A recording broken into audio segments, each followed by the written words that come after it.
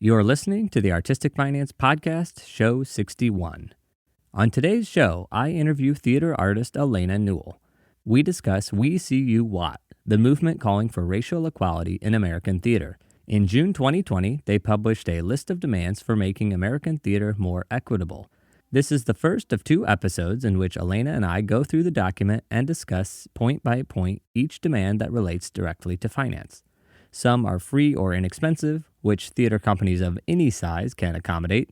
Others will require a bit of money and are aimed at big theater companies and commercial productions, including Broadway. Without further ado, let's get to the show.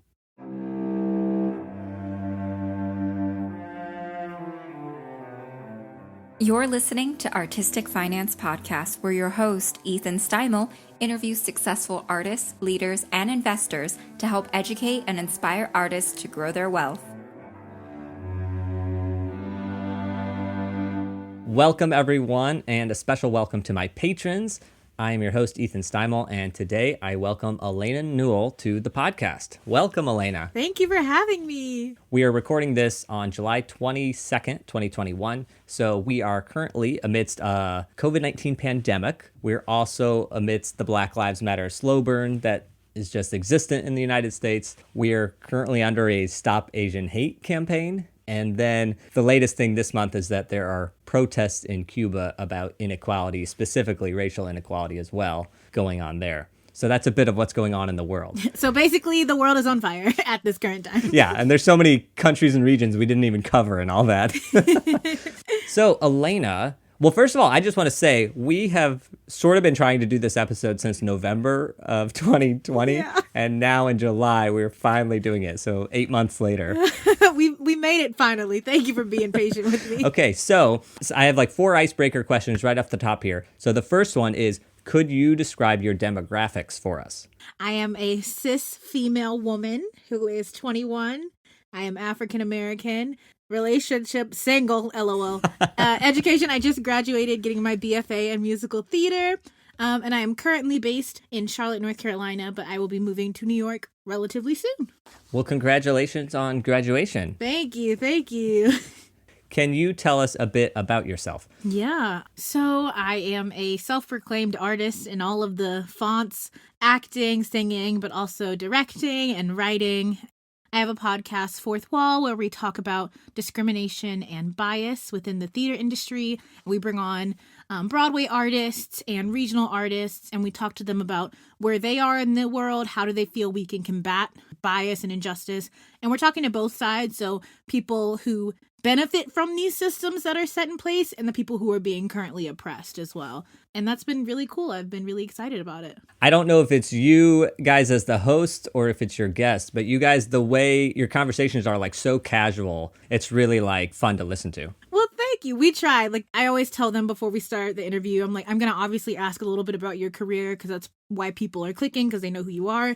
However, that's not the goal of this conversation. So once we talk about that for a minute, we're going to try to move on to something else quickly. Okay, so now your creative and financial personalities. What is a live event that you like to experience as an audience member? A play specifically, like musicals are great, yes. That is what my degree is in. However, there's something about just like a straight play and you're just everybody sitting in the audience and it's so quiet. You know it's not real. The actors know it's not real. But for some reason, our bodies don't know it's not real. So we feel like we're going through this intense journey with these people.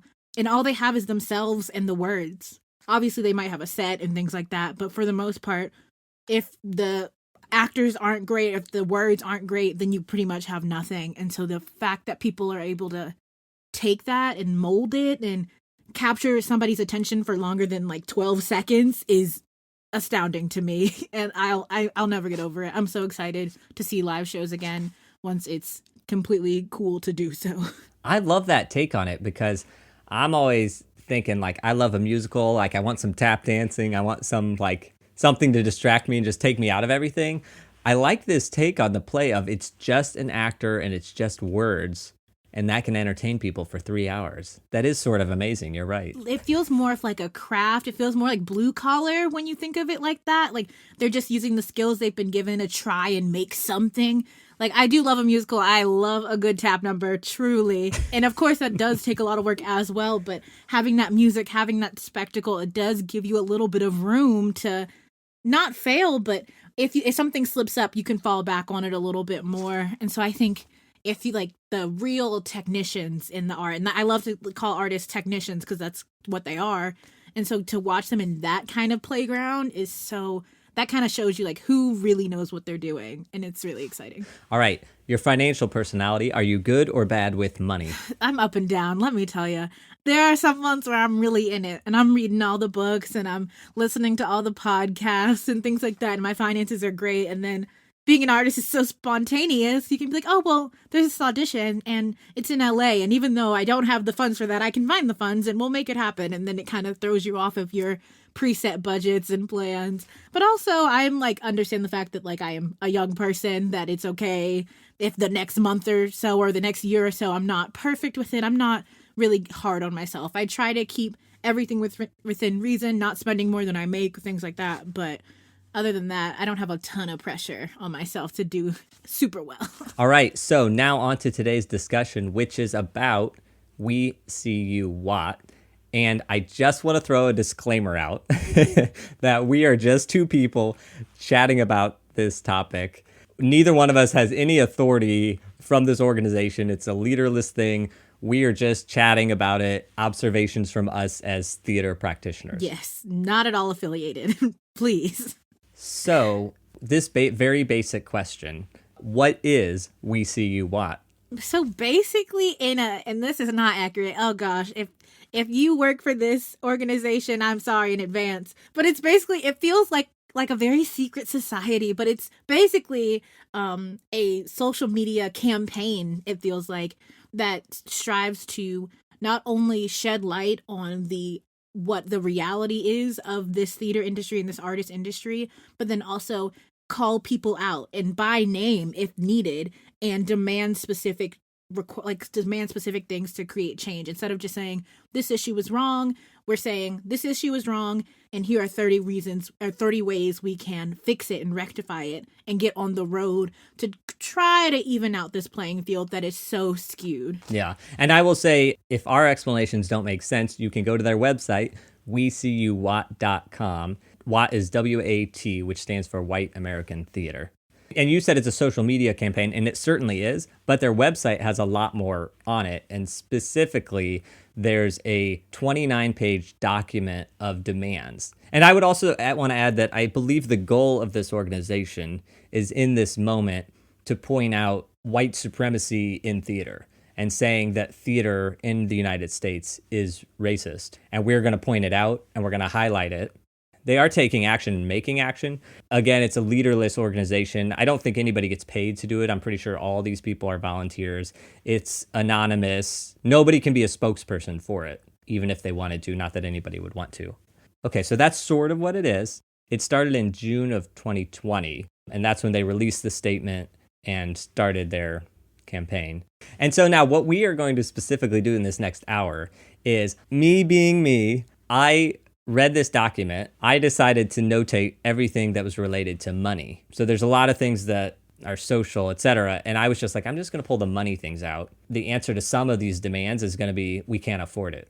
And that's like an easy cop-out answer. That's why I'm sort of want to go through. So what I did was I made a list of everything that pertained to money. And that's what we're going to discuss. And I think I pulled out 46 things. And if you go to artisticfinance.com, I'm going to post this with the episode. My list that I just gleaned, it's not official list or anything, but it's just me pulling things out. So if I say a number here on the episode, it corresponds to the number that is on our website. So number 1, don't make each project similar, aka mix it up from the standard financially viable model.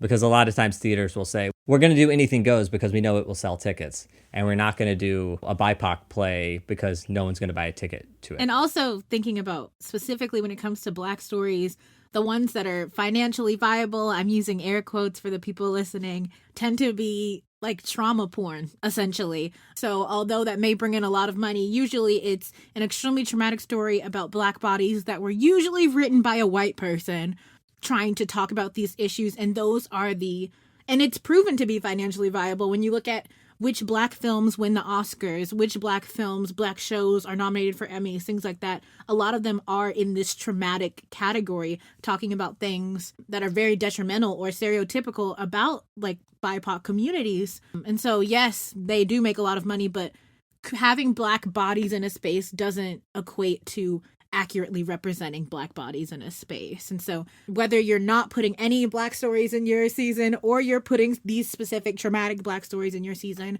neither one of those fixes the problem, the long-term problem anyway. So when they're saying don't make each project similar, don't use those same 5 plays. How many times are you going to see these theaters say, oh, we're going to do August Wilson? Because that's like the only Black playwright they can think of when they think of Black playwrights.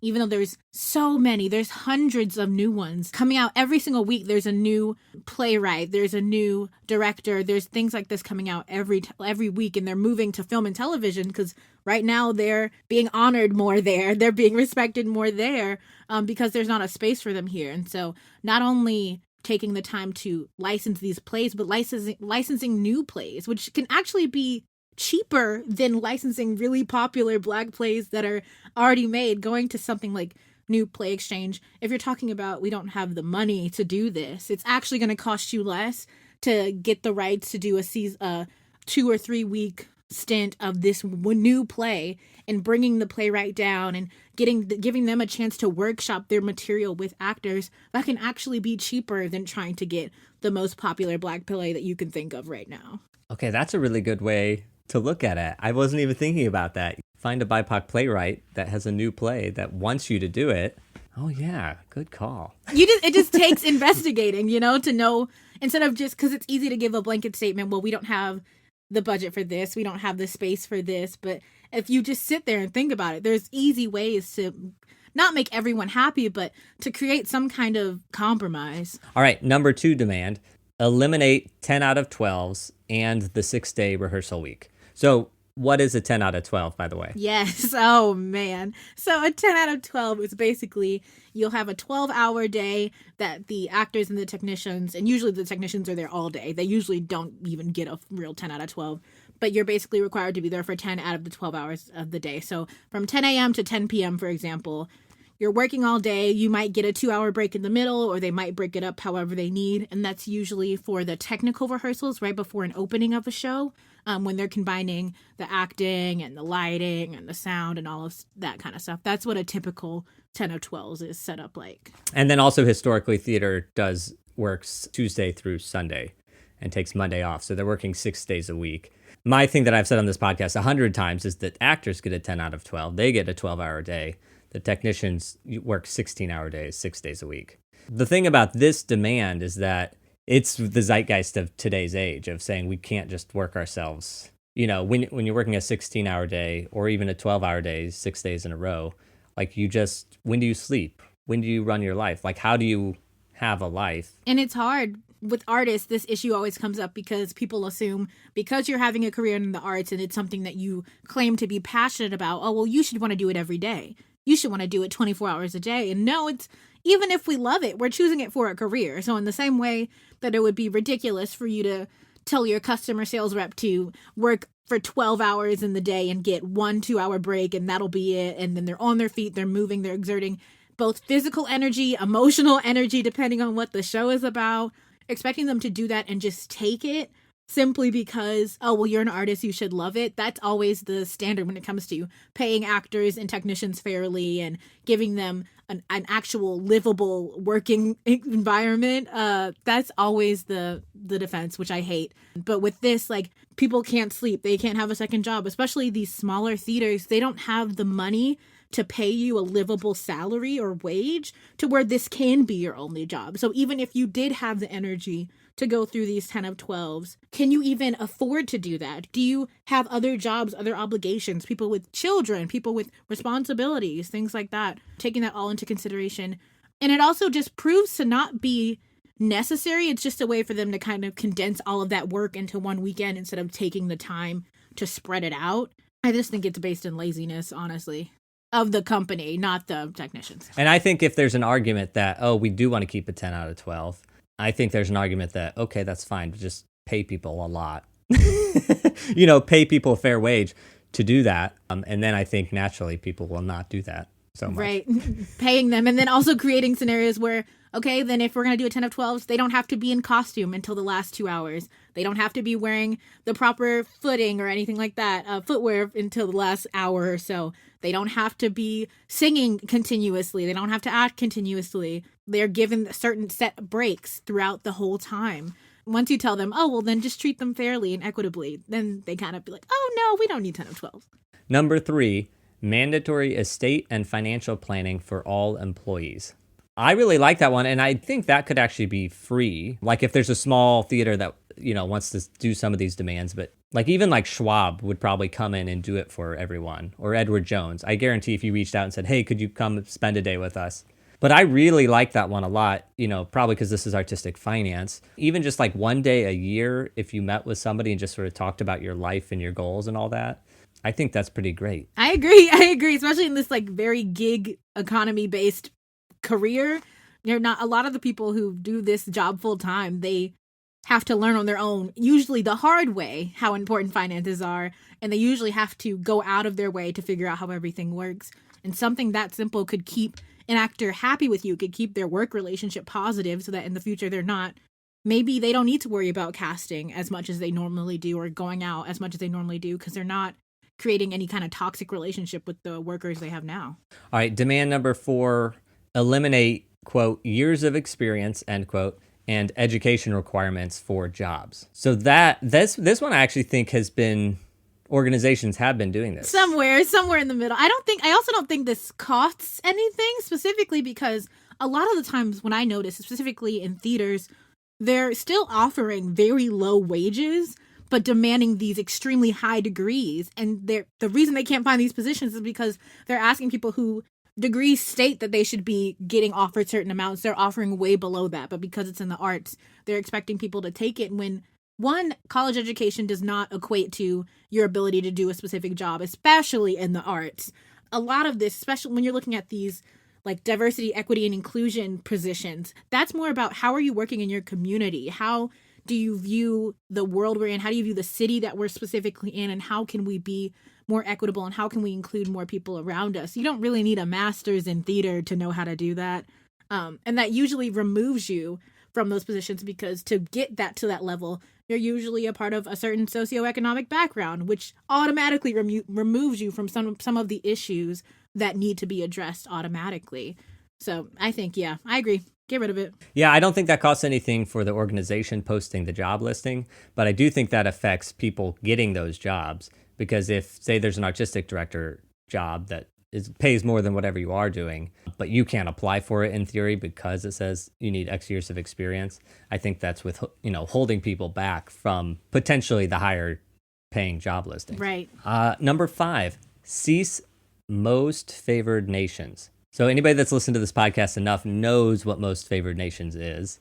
It's when you have a group of 9 actors and you say to them all, we are going to pay you all the exact same, so nobody can get more. That's an easy way for people to take, specifically in what I've witnessed in my personal experience, for them to get these BIPOC artists who are usually larger in their notoriety and their popularity than their white counterparts in the show, but based on this most favored nations clause, they're allowed to get paid the same amount, regardless of what their role is and what energy they're required to do, whether they have to have more rehearsals, have more time to work on different parts of the project.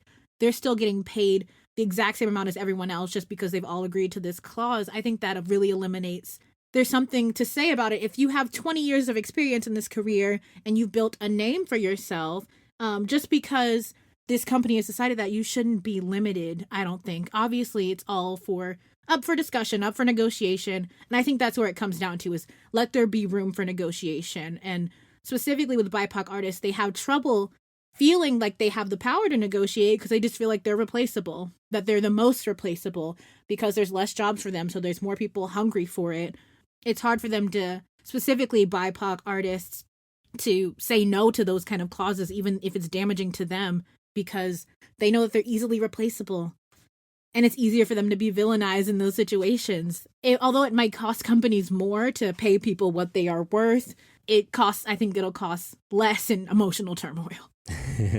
I agree. And I also just have a vendetta against most favored nations, because I've seen people say most favored nations and then find out later that, oh, X got more, X got less, or their special deals were made that, oh yeah, they were paid technically this, but there were other incentives given to certain people. Even though it's meant to be equitable, I think it's really only equitable when the people lowest on the totem pole sort of come together and say, that's what we want.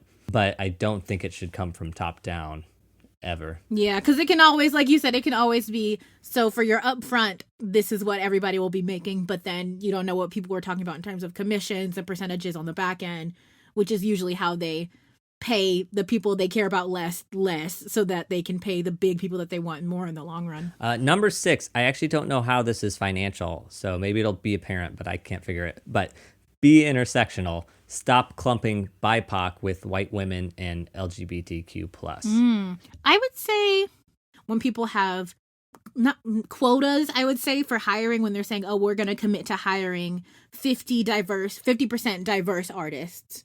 But when you include all of that into diverse, I've seen so many announcements where it's like, oh, look at this team of all women on this show, but they're all white women. So what is that? What, like, in the long run? Yes, that's great that more women are getting these jobs, but if they're all white women, then we're still leaving out extremely marginalized groups while still giving the companies what they want. If they don't want to hire BIPOC artists, if they don't want to hire LGBTQ artists, they can still hire white women and say, well, we're still being diverse, and we still have honored our commitment to cast diverse actors and diverse technicians and diverse directors. And so I guess that would be my guess on how to put that into financial, is that when you put them all together, you're also ignoring the obvious pay gaps between them. White women still make more than BIPOC women. They still make more than LGBTQ women, things like that. So just because they're in these positions doesn't mean that you're still not, putting other groups at a disadvantage. Number 7, get away with main stage and second stage.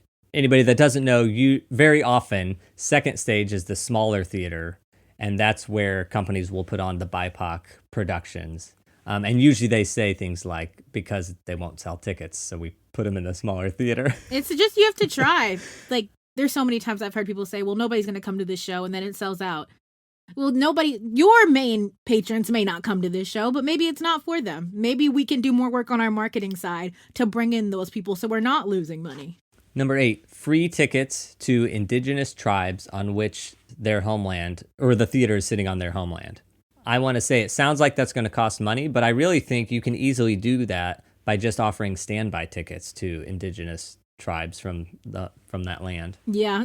And also, like, Broadway producers and things like that, they always get like handful of tickets that they can just give out to their equally rich friends that can easily just buy their own ticket. So instead of guaranteeing that and letting top billed actors and producers and directors have their choice to bring in anybody that they want, take all of those free tickets or available tickets and then put them towards that, and you're not losing anything, because every company has that little section of tickets reserved where their patrons or their most valued customers can get free opportunities.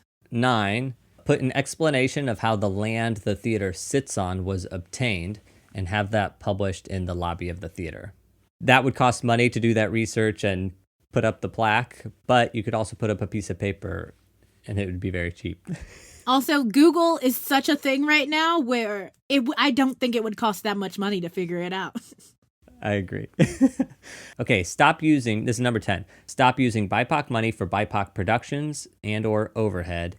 Use regular funding for those projects. This must be something I don't understand. What I interpreted from that, because I've seen it happen, is majority white owned theaters using BIPOC grants and things like that because they're going to put on one show starring Black actors. And that's, instead of giving that money to Black organizations trying to create authentic Black content and things like that, when white institutions take all of the grant money and national money that's available to those specific categories and taking them away from the people who have been creating companies and programs specifically by and for BIPOC artists.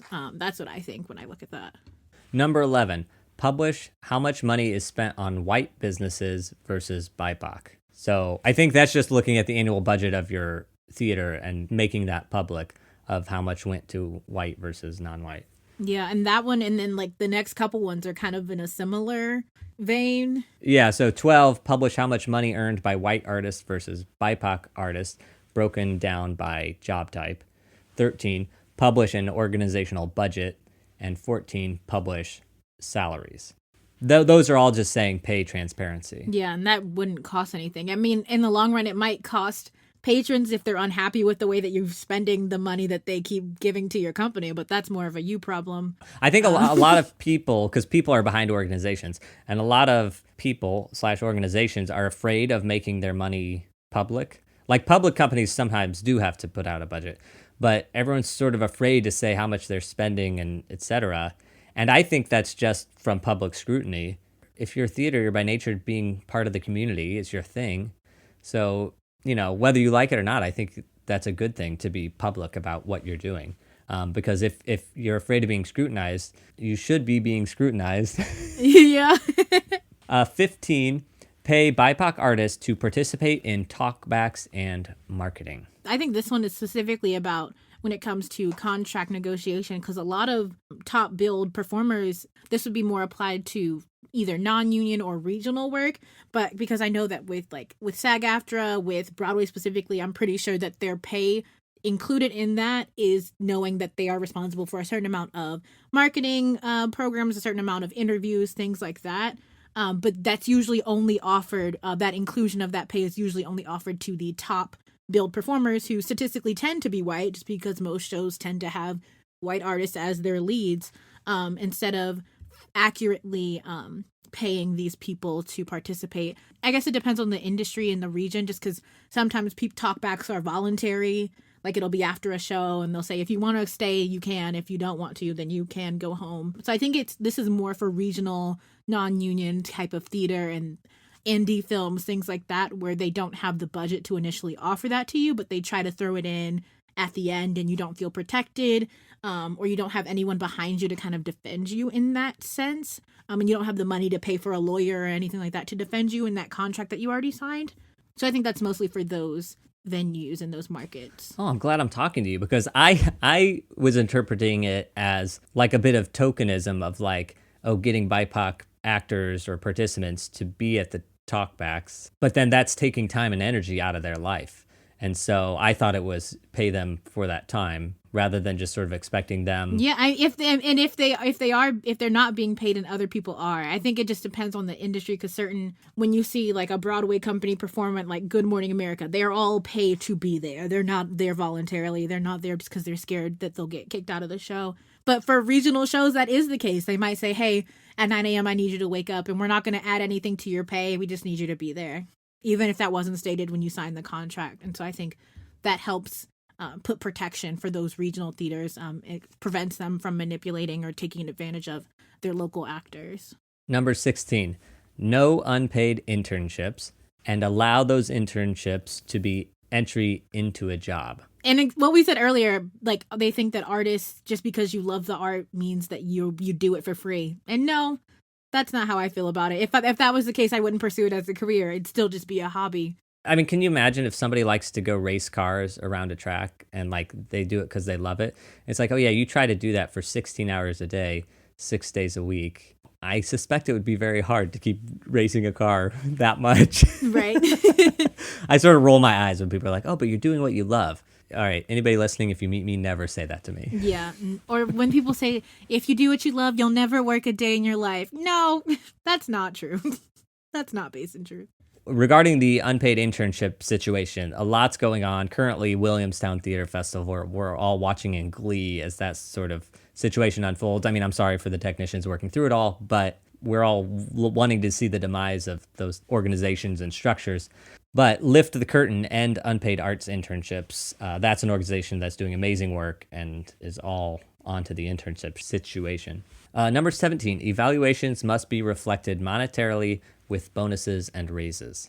To me, I've never had a 9-to-5 job, to me this doesn't really apply, I don't think. I'm guessing it's when you do your yearly evaluation, why even bother if you're not going to get a pay bonus. And I guess that would be for like longer running shows, like when you're thinking Broadway and tours, things like that. Yes, I signed to the 6-month contract, but if I'm doing it well, and even if I'm bringing more people in, if the job is going well and you've already broken even, what's the harm in paying these actors more? Because they performing anything for longer than a month is going to have wear and tear on their body, on their emotional state, on their mental state, things like that. That's where I would definitely apply that, especially when you're thinking about any kind of long running show. Making sure that you're compensating for the fact that that brings wear and tear, and how do we fairly compensate for that wear and tear? Number 18, eliminate minimum financial contributions for board positions. You have to donate to be on the board. Well, first of all, statistically in the United States, white people have more money than black people. So statistically, you're going to get more white people donating, and therefore they're going to be on the boards, and they're going to be picking Anything Goes as the musical. I think that's an obvious thing of don't let it be monetary based in order for you to get your opinion heard. Right, because that also forces the creative directors to then side with them, because they're like, well, this person gives us $1 million a year, so if we want to continue getting that money that we're scared won't come any other way, well, then we're going to have to do whatever they say. And that's actually number 19, which is eliminate monetary rationale for board decisions. Number 20, nonprofits. Establish BIPOC adherence ratings for each nonprofit.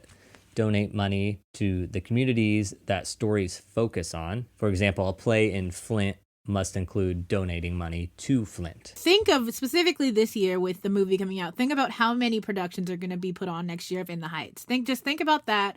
And then think about those millions of productions that they're going to do to bring in a lot of money quickly. How many of them are donating to a DACA program or donating to an immigration program or something like that to help the stories that you're hearing about in that show to help them survive instead of just making money off of it. Or even something as basic as like Hairspray, a show about discrimination. Well, then donating to programs that are focusing on equality, focusing on making sure that BIPOC voices are heard, things like that. Yes, it might take away from their total profits, but I feel like it's worth it. 21, no police affiliation, aka don't fund the oppressive system. I think that's a good one.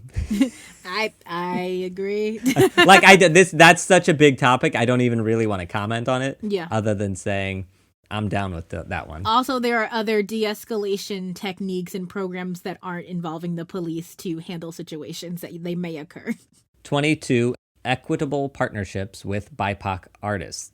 Give funds when they help fundraise. Do not accept rent or fees, enhancement money to put their stories into a season that you can claim as yours, and do not make them raise the money for their projects.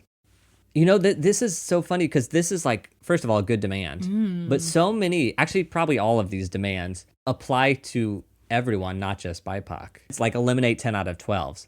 It's like, okay, yeah, it's coming from We See You WAT, but that is something that is going to help every single theater practitioner live a better life. Right. Because the goal is equity. The goal is making sure that everyone gets treated in the same level, with the same level of respect. Not that anybody else gets treated with a less amount of respect so that BIPOC artists can be respected. It's so that anyone who enters this field in this industry, no matter what they look like or what they believe or anything like that, are all getting treated fairly. Specifically in the past year, with Black Lives Matter and things like that, a lot of these programs and initiatives for highlighting BIPOC artists and people in general is just, let's all create like a fair playing ground, not one above the other. And then enhancement money, if a producer has a show and they want to take it to Broadway or off Broadway, what they might do is find a theater somewhere regionally in the United States, and they'll reach out to them and they'll say, hey, we'll give you $40,000 if you will take our show and put it into your season.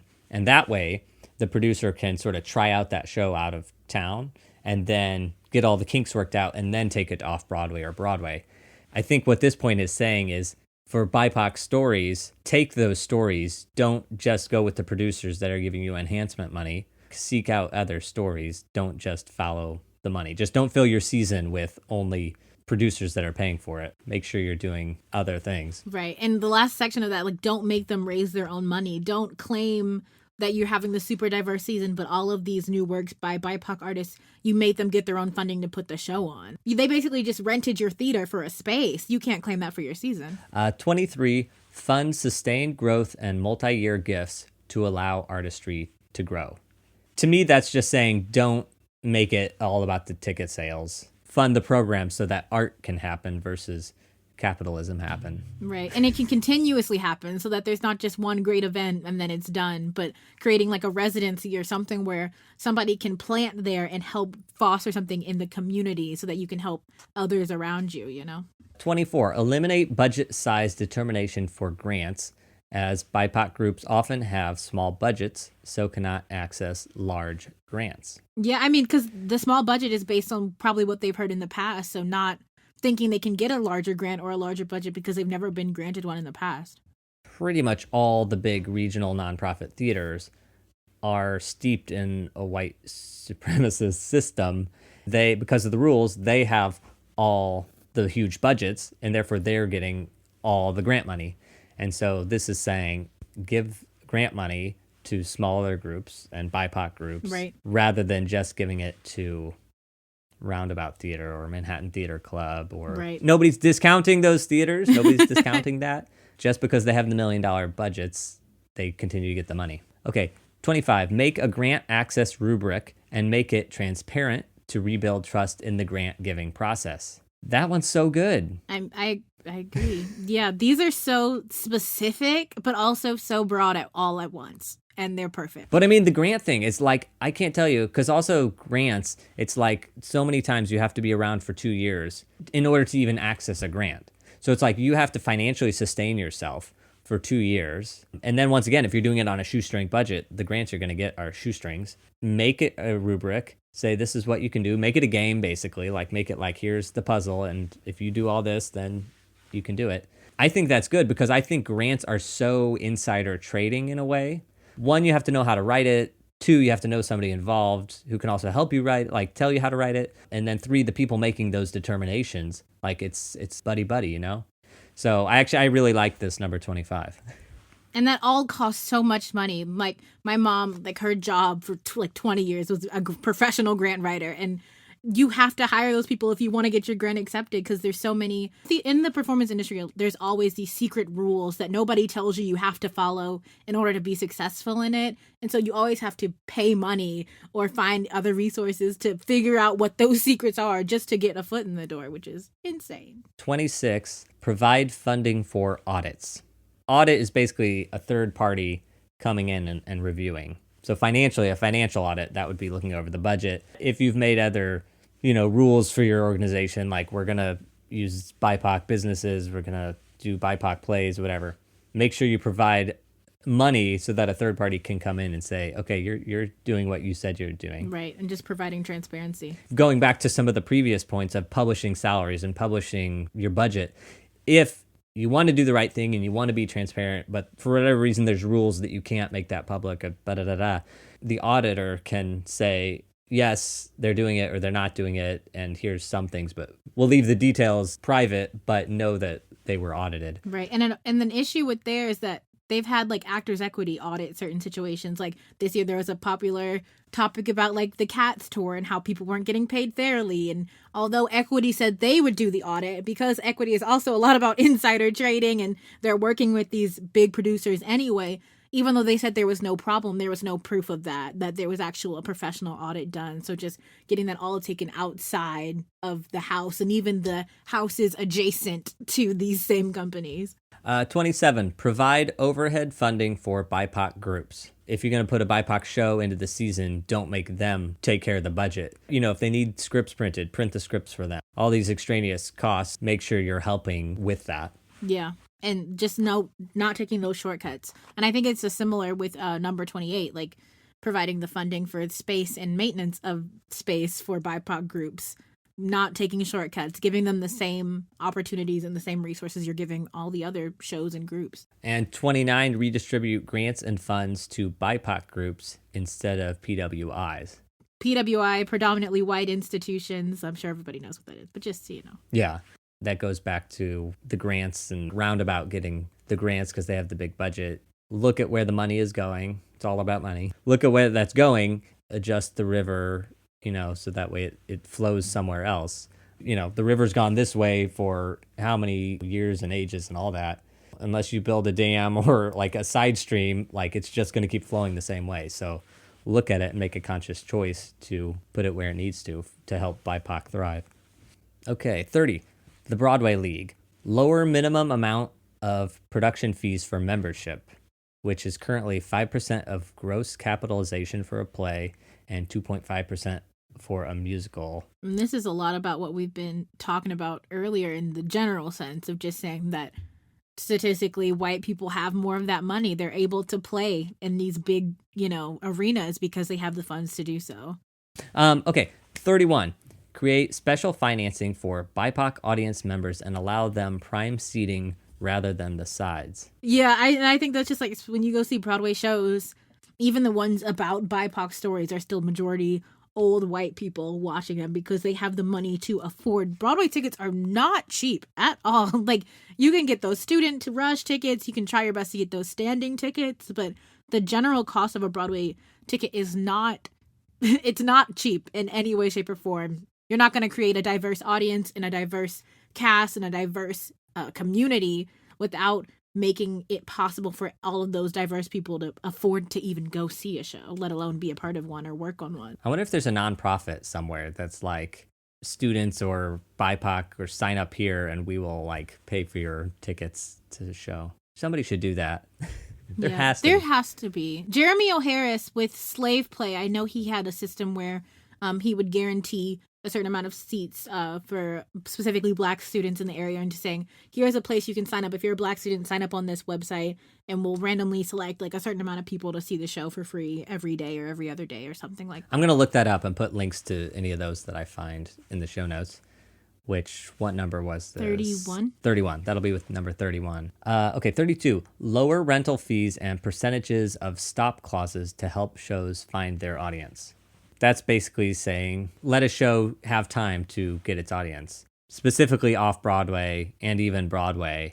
And this goes back to that whole anything goes is going to sell tickets, but we don't want to try out Choir Boy or something. And that's kind of what's happening right now. It's a little messy. There's a lot of Black shows coming to Broadway, but because it's all happening at the top of this, finishing out this pandemic, or not finishing it out, but a lot of people are thinking that they're setting them up to fail, and they're giving them the space so that everyone can shut up about Black Lives Matter and shut up about discriminations because, oh, look, we put all these plays out here, and still gives them the permission to shut them all down a month after opening because they're not making whatever quota they've decided that they need to make. And the stop clause infamously most recently happened with Beetlejuice. It was selling tickets, it was gaining an audience, but they wanted to put Music Man into the Winter Garden, and Scott Rudin, he said, I need you to call them out and cancel their show, because while they are making you money, Music Man is going to make you more money, so kick Beetlejuice out.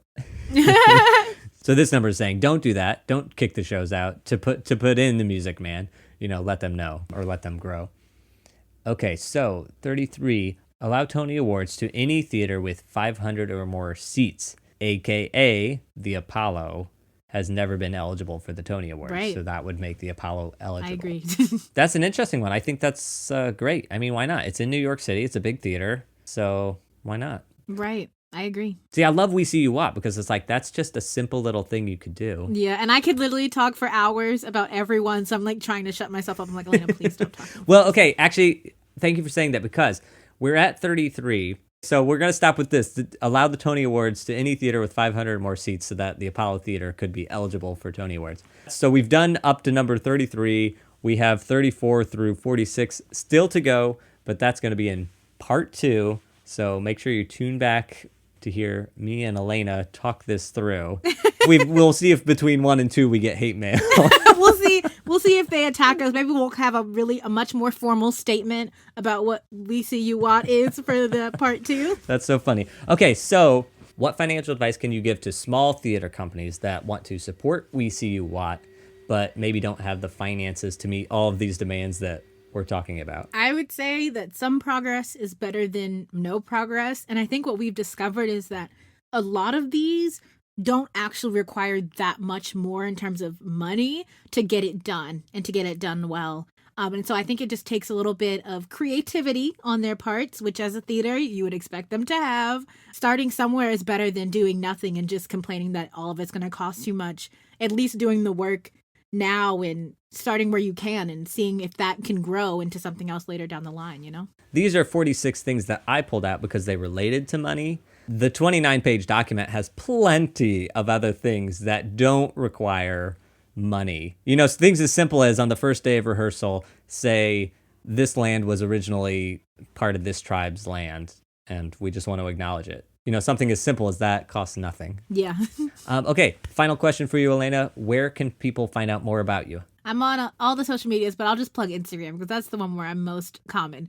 Instagram at Alaina Newell. It's literally just my full government name. Fourth Wall season 2 is coming very, very soon, and it's taking a more of a storytelling editorial approach as we talk more about really in-depth discussions about race and things like that, which I'm really excited about. So coming soon. You can follow us on Instagram at This Is Fourth Wall, or find us on Facebook at Fourth Wall the Podcast.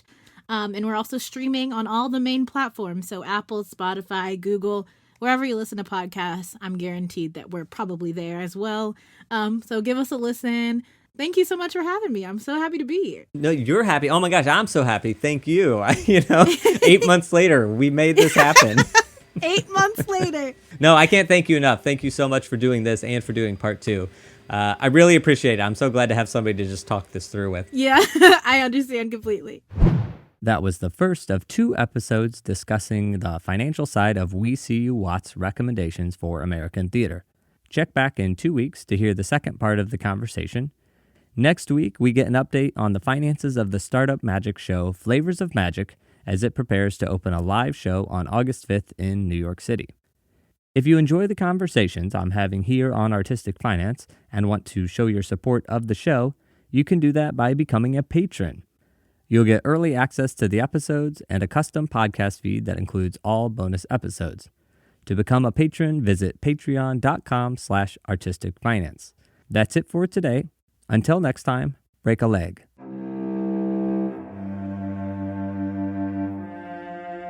Thank you for listening to Artistic Finance. Make sure to subscribe. To access our show notes, transcripts, or resources, go to artisticfinance.com. This show is for entertainment purposes only. Before making any decision, consult a professional. This show is copyrighted by Artistic Finance. Written permission must be granted before syndication or rebroadcasting.